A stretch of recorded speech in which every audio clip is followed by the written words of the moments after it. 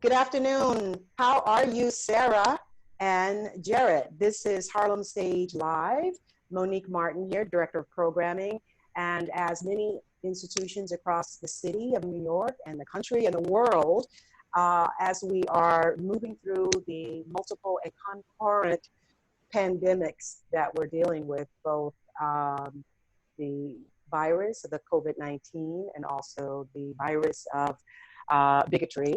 We are quarantined and really excited and honored, actually is the better word, to connect with our family of artists that are also sheltered and check in to see how you're doing. And this evening, we have the opportunity to speak with Sarah Elizabeth Charles and Jarrett. I'm not saying your last name, Jarrett, because I don't want to mess it up, so I'm going to let you say your last name. And yeah. my first question is, how are you? And how are you? I know that's a loaded question, but psychically and spiritually and creatively. Yeah. Hi, Monique. Hi, everybody. We're grateful to be here. Yeah, I think we're doing all right. I wanted to say to the Harlem Stage community really quick that, I've done a lot of partnering with Harlem Stage throughout the years for my own projects with Christian Scott. But I have other projects as well that are a big part of my life. And the one that I've been working on most recently has been this debut album project with Jarrett Cherner, who is sitting next to me, with Cherner. So yeah, I just wanted to contextualize for the audience that might be watching too, that this project is brand new. We're working on our debut album, and the music that we'll be talking about today and also performing a little later is from that particular project. And part of I think I can speak for myself. I'm doing okay. It's there's a lot to say to answer that question. We've been definitely spending a lot of time on this album and really refining it and finishing it up and mixing it, and that's for me felt really good. I'll let Jarrett respond for himself. No. Yeah, I'm feeling pretty good. I think all things considered, we've been really lucky. We've stayed healthy. We have a great apartment here in Brooklyn to sort of hole up in, and we've been able to continue working on our album. We got a nice vocal microphone so Sarah could do a bunch of overdubs, and there's just been a lot of learning on multiple fronts over the last few months, and that includes musical stuff. It includes practicing. I'm thinking about technical stuff, getting recording engineering skills together, baking skills, gardening skills, becoming more conscious about racial relations in the US and elsewhere. And yeah, it feels like a slowdown of life and a lot of reflection and a lot of just learning, an opportunity for learning. Yeah. I appreciate you including the baking skills and the gardening skills. That's one of the wonderful gifts, I would dare to say, gifts of this pause, is having the time to bake and try new recipes and purge. I have found more things in my apartment that I hadn't seen in quite a while. So all of that is part of this experience. Were you working on your album Tone before the quarantine and before the pandemic, or was it inspired by this time that you now have? I was gonna say we've been working on this album and this music for 4 years, so this is not specific to the pandemic. We all of the music on our record is original material. So, and we wrote all of it together from like zero, from the ground up. And also because we both have other projects and things that we're working on, and we're partners, in life. It's kind of like it's taken some time, and we've let it marinate too, and learned a lot, in relationship to how we work together and what that space looks like, which is super fun and also can be super difficult and beautiful and complicated. So yeah, I think that we were working on it before, but what I think that the pandemic has done for us is like it's given us just time to really refine and get in there. I think that having the home studio set up has been really nice, especially for me, because I can, Jarrett doesn't have the Fazioli piano that he recorded on at Big Orange Sheep here in our apartment. So he can't, do overdubs or punches like I can. But it's been kind of nice to like dig into the music and like shape it and take our time, in our own time, as opposed to having a 10-hour studio day, which is how we probably ordinarily would have done it. I'll say too that Jarrett went back into the studio right before the pandemic on March 8th, right before the city shut down, and we went in to re-record and to finish recording the album, specifically focusing on his parts. So that feels like now a blessing in disguise that we were able to kind of make that happen before all of this happened, because it made it possible for us to work on finishing up the record now. So has this time changed the direction or deepened or expanded your approach to completing the album? That's a classic sound. Sirens in Brooklyn, in New York City, classic sound. Hey. Right. It's part of the sonic landscape now.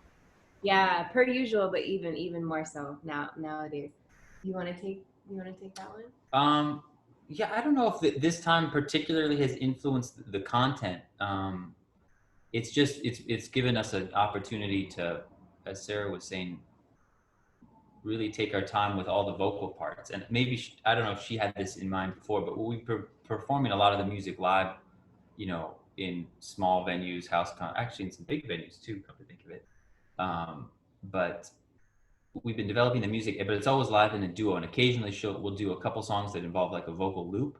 But in the recording environment, there's been the opportunity, especially here at home now that we have this great vocal mic and a setup to do that, to layer a lot of vocal stuff. So there's been kind of additions to some of the songs we've been playing that feel due as kind of experimental, time at home. Let's see what happens if we layer 8 vocal tracks on that song or something.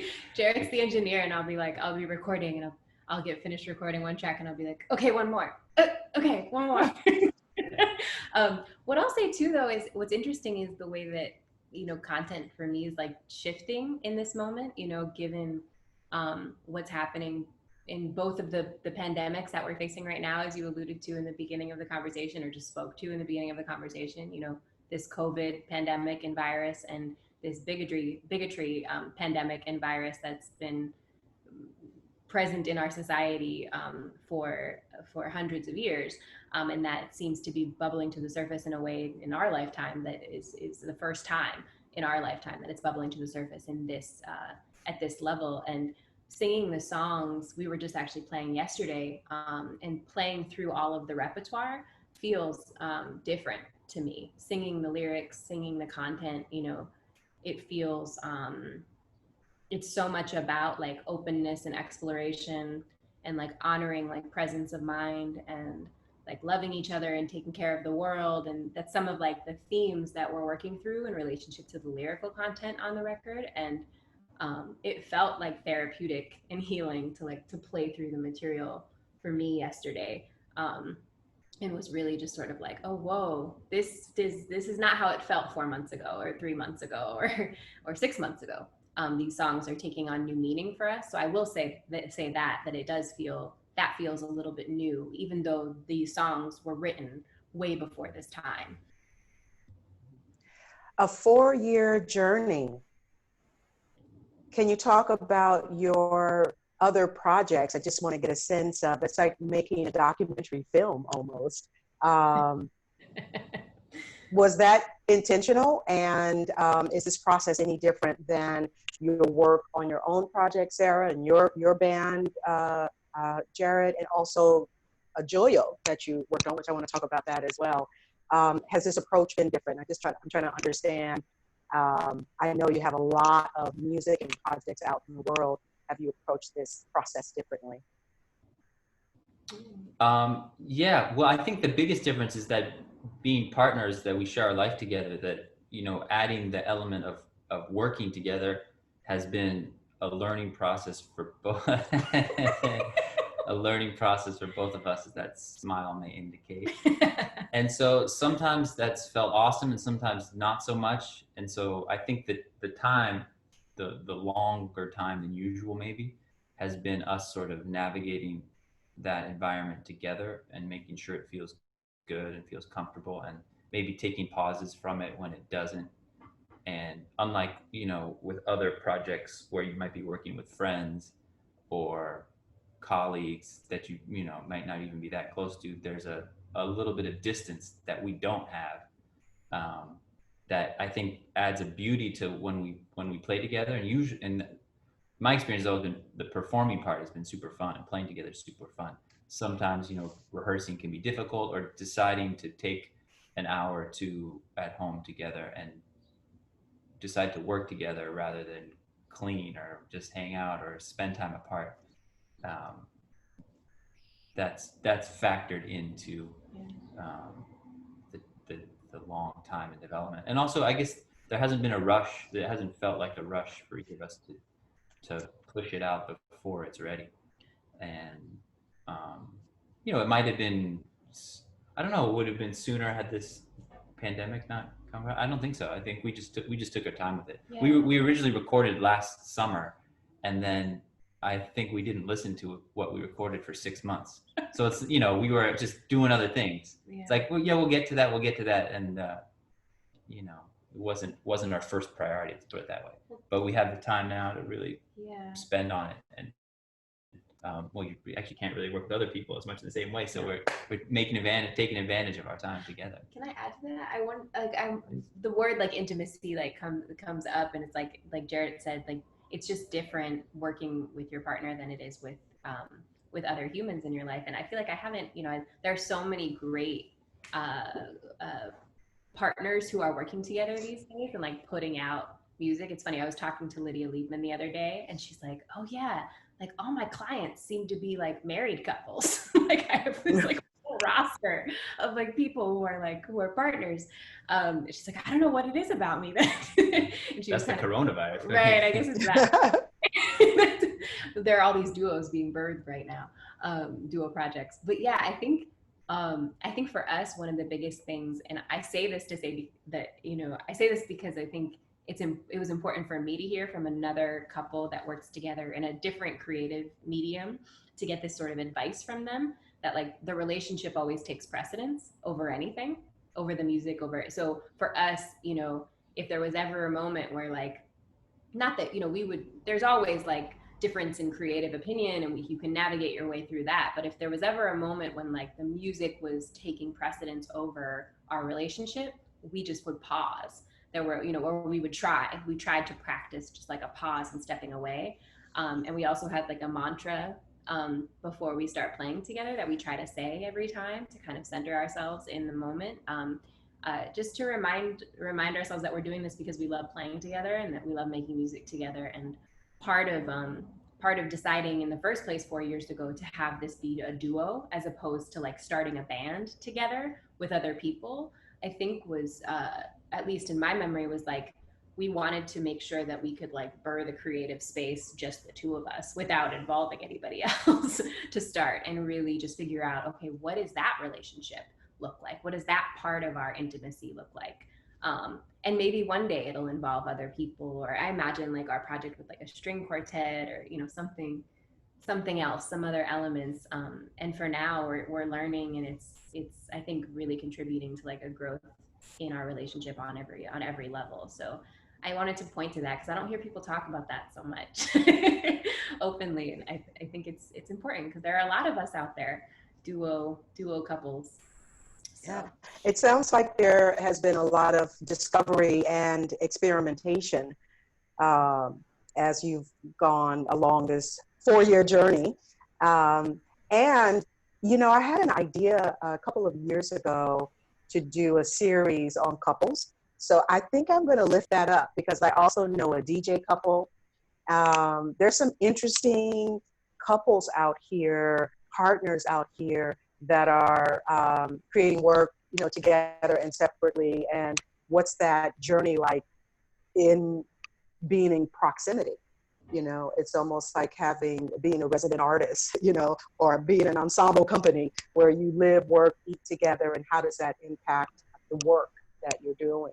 Right. So it's quite exciting. So where are you now in the project? Oh, we are super close to done. We have, I think, all the vocal stuff. We finished tracking all that. There's just a couple, effects we're gonna work with. Just technical stuff, recording through this pedal that Sarah has. She likes the sound of the reverb and the delay. And then we've been working remotely with the mixing engineer, Dave Darlington, who's awesome. Dave. And so we've been doing Zoom sessions with headphones and trying to mix that way. So hopefully we'd have I like the idea of, it's exciting to hear you talk about, this is a duo project, and there's a possibility in the live iterations to have a guest string ensemble join you. So there's all these possibilities. So I'm looking forward to hearing the music. And I wanted to also just talk a little bit about, as you alluded to earlier, Sarah, your relationship with Harlem Stage and kind of your origin story. So you were introduced to Harlem Stage through Christian Scott and his Stretch Music residency. So when I joined the institution in 2017, it was midway through the first year, and I feel so honored to have shepherded that project and that residency for the remaining 2 years, and to be introduced to so many incredible artists through his Stretch Music family. And you are one of those artists that not only collaborated with Christian, but also your own band, an international project with Babylon that the Bush Theatre in London did. So we've done some of this multi-geographic location collaboration partnership before, and I want to look forward to doing some of that again. And that was ahead of its time in terms of our institution of using technology. So we're looking to do more of that. And then you work with us with a Joyo. So I just wanted to lift that up to say thank you for continuing to be part of Harlem Stage's family. And we look forward to hearing this music and this album when we are able to gather again and have human beings in the same space, vibrating our hearts together and responding and receiving the music.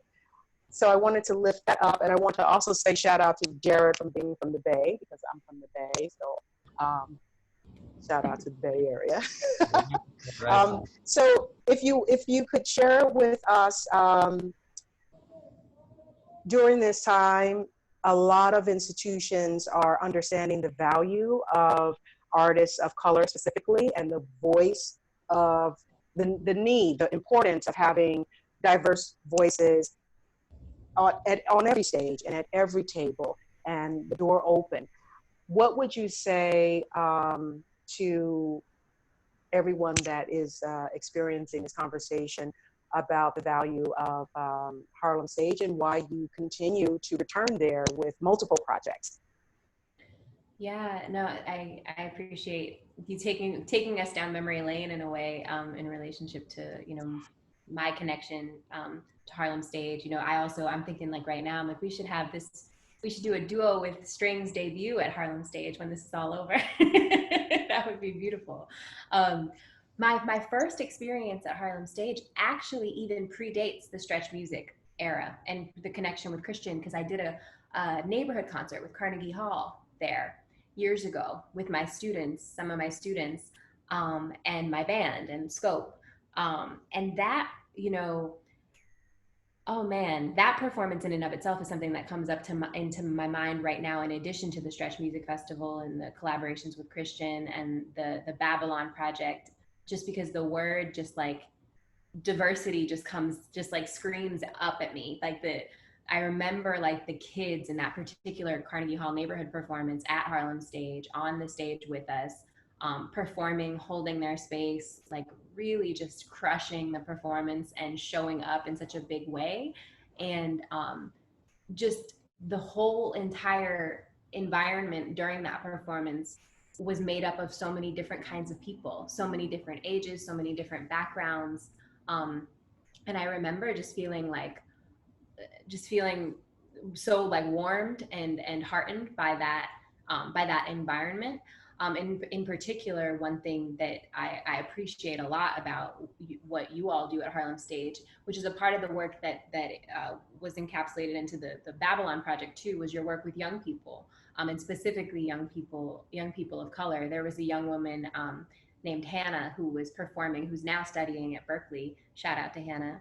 I'll tell her that I mentioned her on this. Hopefully she'll watch it. She's a phenomenal songwriter and vocalist. And that performance, that Carnegie Hall performance at Harlem Stage was like her debut, was one of her debuts. And it was her first time playing with a professional band. And the way that she just grew and like rose and expanded from that point on was so beautiful to see. And now she's studying music at one of the most, prestigious music spaces, in one of the most prestigious music spaces, whatever that means, you know what I mean? She's learning a lot from a lot of really cool, great people in Boston, and she's there, and I'm just so proud of her. And then fast forwarding to the Babylon Project, where we were working with the Wheels School uptown, and just those students too were so passionate and so vulnerable and so honest in relationship to responding to this theme of like, what does a world look like if we just tear down these borders, and if we all look at how we're actually much more connected.